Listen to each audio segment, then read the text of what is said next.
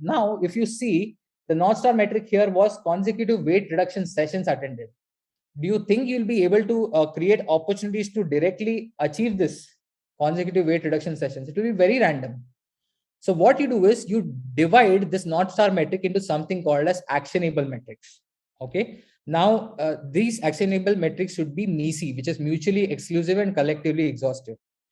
Okay. And there are some dimensions which Justin Bohr from Amplitude has given. You can use breadth, depth, frequency, and efficiency. Now, for example, let's take an example of Netflix. Okay. Now, Netflix say has a North Star metric that it wants to increase total watch time per user per day. Say Netflix wants to increase that watch time. Now, will Netflix be able to directly action this? Might be not. How do I define watch time? Okay, maybe it can say that I'll calculate the time per session and so on and so forth.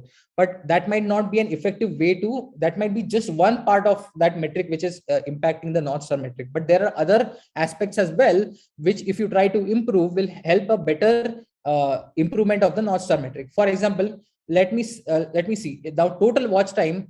I can say that it is total and don't go with averages and things like that.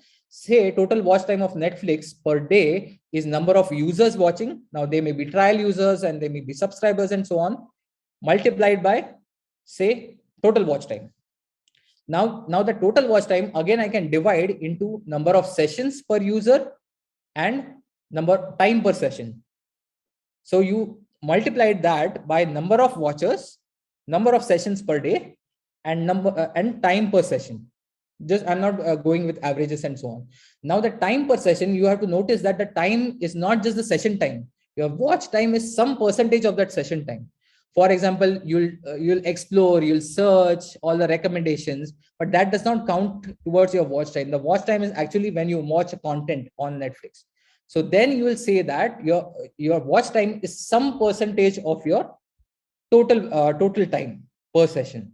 So the whole equation comes as total watch time per day for Netflix equals number of watchers into number of sessions per day into number of the time per session into percentage of time of that session, which is the watch time, which excludes the search time and so on. So this is how you basically divide. Now it is easy for me to increase the number of sessions per user. It is easy for me to increase the number of users. Say I run some promotional campaigns and I increase the number of users. It will finally impact my North Star metric.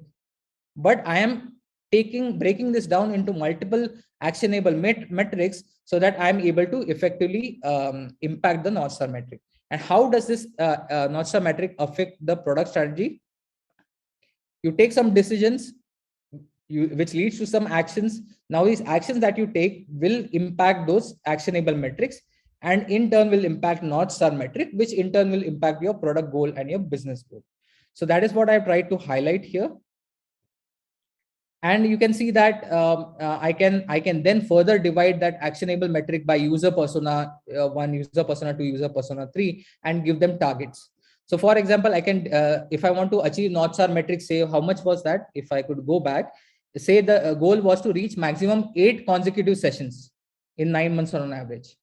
Say to reach that 8 sessions, I give some metric number, say I want so many users or watchers on Netflix so that I can achieve that goal. I need to increase the session time by so much to achieve that goal. I need to increase that percentage watch time by so much to reach that goal, and so on.